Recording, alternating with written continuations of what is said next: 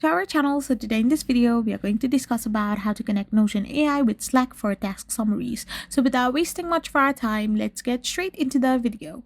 So if you want to connect Notion AI with Slack for task summaries, all you gotta do is simply go to Notion AI.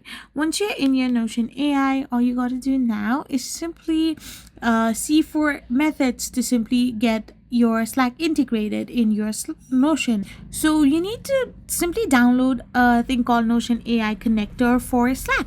So once you got to download this extension, this is the official installation. You need to download it from your Notion setting to link your workspace. Then you can use slash commands like slash Notion task or message shortcuts to create tasks from Slack.